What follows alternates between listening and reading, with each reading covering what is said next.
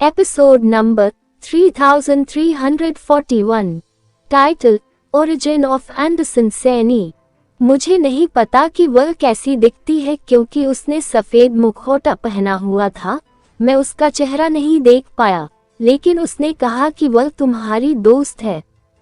मुझे नहीं पता कि वह असली दोस्त थी या नहीं।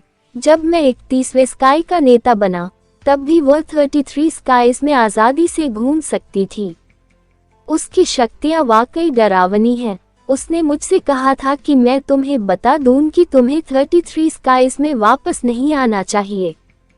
मैं 33 स्काइज में क्यों नहीं जा सकता? वीर ने भौहें चढ़ाकर पूछा। उसने कहा कि तुम 33 स्काइज में दोबारा नहीं जा सकते। जितेश खन्ना ने कहा, अगर तुम्हें जाना ही है तो कम से कम सोनल को वहां लाना होगा। उसने आपसे और क्या कहा? वीर ने पूछा। इसके अलावा और कुछ नहीं कहा। जितेश खन्ना ने अपना सिर हिलाया। अगर किसी को सोनल के बारे में पता है तो वह शायद बिग स्काई डेमन लेडी वह है। हालांकि वीर ने अंदाजा लगा लिया था, लेकिन उसे यह बिल्कुल सही नहीं लगा। अगर वह बिग स्काई डेमन लेडी थी तो वह सोनल को जोखिम में नहीं डालना चाहेगी।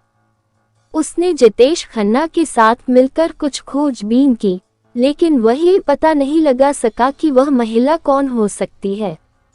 इसलिए वीर को इस बारे में अपने विचार फिलहाल टालने पड़े। इसके अलावा वीर वैसे भी 33 स्काइज पी में लौटने का इरादा नहीं रखता था। जितेश खन्ना को विदा करने के बाद उसने लिटिल फ्लावर को बुलाया। वह लिटिल फ्लावर को वापस एलायंस ले जाने वाला था। वीर को चिंता थी कि कहीं उसका शरीर एलायंस के नियमों से दूर न हो जाए, लेकिन ऐसा कुछ नहीं हुआ। जब वह एलायंस में था तो उसे ऐसा लग रहा था जैसे वह जीनो यूनिवर्स में है।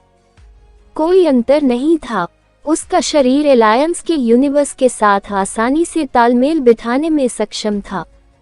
वापस एलायंस में मुझे एलायंस के यूनिवर्स से कोई घृणा नहीं होगी, क्योंकि जीनो यूनिवर्स के दबाव के आदी हो जाने के बाद एलायंस में वापस जाने पर मुझे थोड़ा हल्कापन महसूस होगा। अभी मुझे कुछ भी महसूस नहीं हो रहा है। वीर जानता था कि उसका शरीर सामान्य नहीं है। वह लिटिल फ्लावर के साथ केओस लेडी और सोनल को ढूंढने निकल पड़ा। वह देखना चाहता था कि सोनल कैसी है, और वह चाहता था कि केओस लेडी भी देखे कि उसके शरीर के साथ क्या हुआ है। लिटिल फ्लावर और डैडी। सोनल उन्हें देखकर खुश हुई। उसने जाकर दोनों के हाथ पकड़ लिए। आह, ओ मेरी छोटी सोनल, बताओ तुम्हारा अभ्यास कैसा चल रहा है? वीर ने सोनल के सिर पर हाथ फेरा। सोनल का खुश चेहरा एक पल में ही गायब हो गया। वह उदास सी बोली, कुछ नहीं, लौकी की बेल मेरी बात नहीं सुन रही है। तभी वहां काले क्रिस्टल कवच के आकार की केओस लेडी आ गई। उसने ठंडे स्वर में कहा, जब जीन आपस में मिलते हैं तो प्रगति जरूरी होती है।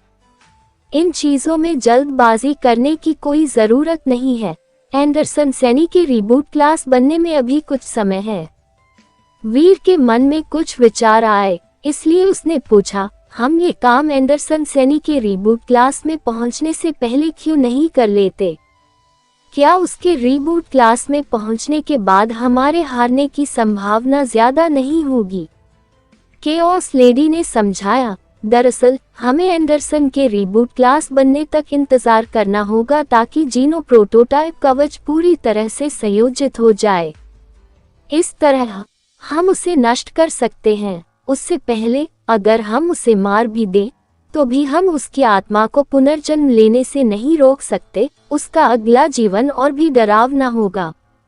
वीर और लिटिल फ्लावर को समझ न पाते देख केओस लेडी ने आगे बताया, एंडरसन सैनी का पिछला जन्म तब था जब वह अल्फा यजुवेंद्र तियाओ था।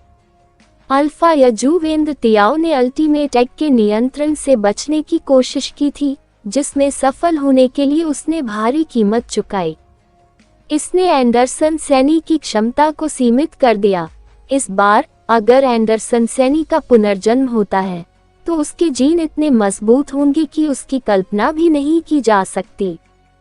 तब तक बिना किसी जीनो प्रोटोटाइप कवच के भी वह अंतिम चरण पूरा कर लेगा, फिर कोई भी उसे नियंत्रित नहीं कर पाएगा।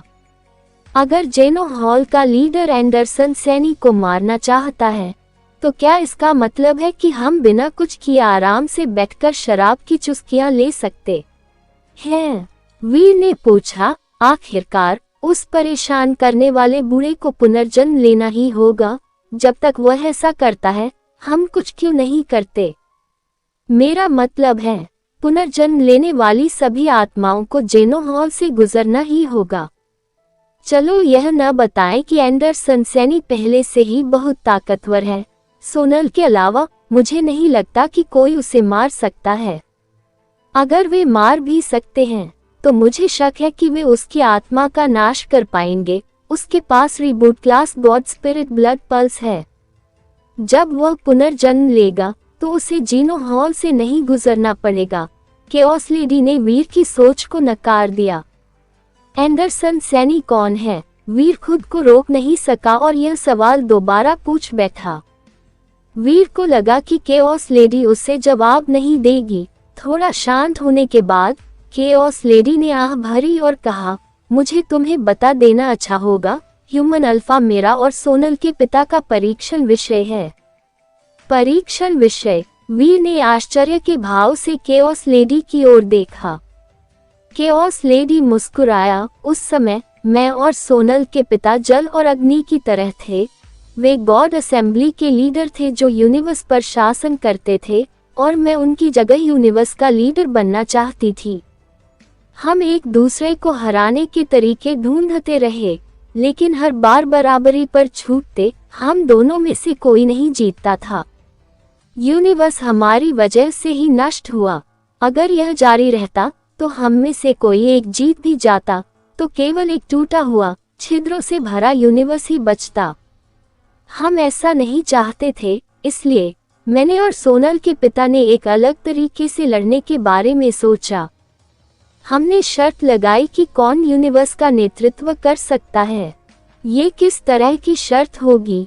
लिटिल फ्लावर ने जिज्ञासा से पूछा। यूनिवर्स की शक्ति असीम है, केओस लेडी ने ठंडे स्वर में कहा। हर शक्ति को उसकी पूरी क्षमता तक बढ़ाया जा सकता है।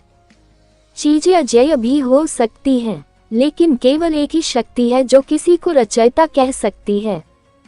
जीवन बनाना। वीर को अचानक समझ आ गया। केओस लेडी ने सिर हिलाया। हाँ, जीवन का निर्माण करना था। मैंने और सोनल के पिता ने शर्त लगाई थी कि हम में से कौन बेहतर जीवन का निर्माण कर सकता है, फिर वह व्यक्ति यूनिवर्स का लीडर होगा। क्या ह्यूमन अल्फा का जन्म ऐसे ही हुआ था? लिटिल फ्लावर भी समझ पा रहा था कि क्या हो रहा है। शुरुआत में ऐसा नहीं था। शुरुआत में मैंने और सोनल के पिता ने एक अलग जिंदगी बनाई। हम उसे बेहतर बनाने की कोशिश करते रहे। हम अपने जीन्स की कमियों को दूर करने की कोशिश करते रहे, एक दूसरे को दबाने की उम्मीद में। ये कहने के बाद केओस लेडी की आंखें अजीब सी लग रही थीं। वह थोड़ा मुस्कुराए और बोली, जो लोग तुम्हें सबसे ज्यादा जानते हैं, वे तुम्हारे सबसे अच्छे दोस्त या परिवार नहीं होते, वे तुम्हारे दुश्मन होते हैं। जैसे जैसे मैं और सोनल के पिता खोजबीन करते गए, हम एक दूसरे के बारे में और ज्यादा जानने लगे। जितना ज्यादा हम सीखते गए, उतना ही हम एक दूसरे की तारीफ करने लगे। इससे एक ऐसा रिश्ता बना जो प्रतिद्वंद्विता का नहीं था। वीर ने सोचा, आप लोग बहुत अच्छे थे। आप लड़ते झगड़ते सेक्स कैसे कर सकते हो? कोई ऐसा नहीं कर सकता। वीर जोर से कहने की हिम्मत तो नहीं कर पाया, लेकिन उसके मन में एक सवाल जरूर उठा। उसने कहा, आप लोगों ने जीवन रचा है। उनमें से एक ह्यूमन अल्फा था, दूसरा कौन था? ह्यूमन अल्फा को सोनल के पिता ने बनाया था। मैंने जो जीवन बनाया वह डायन यानी विच थी। केओस लेडी मुस्कुराए और बोला, हालांकि हमारे रिश्ते में कुछ बदलाव आए, लेकिन हम दोनों ही जीतना चाहते थे। इसलिए हमने अपनी शर्त जारी रखी। हम दोनों में से कोई भी ये दांव हारना नहीं चाहता था। फिर हमने जीवन शक्तियों में जीन डाले। वीर ने कभी सोचा भी नहीं था कि चुड़ैल यानी विच जाति इस तरह पैदा होगी। इसमें कोई आश्चर्य की बात नहीं थी कि इतनी सारी चुड़ैलें इतनी डरावनी क्यों थीं। उनके जीन उच्च श्रेणी के थे। केओस लेडी की मुस्कुराहट बंद हो गई। उसने आह भरी और कहा, अब हमें इतना गर्व नहीं है। अगर हम न होते तो ये सब कुछ न होता। अफसोस की बात है कि उस समय हमारा अभिमान आ गया। हम दोनों में से कोई भी यह मानने को तैयार नहीं था कि हम हार गए हैं। हम दोनों में से कोई भी एक कदम भी पीछे नहीं हटना चाहता था। हम लड़ते रहे।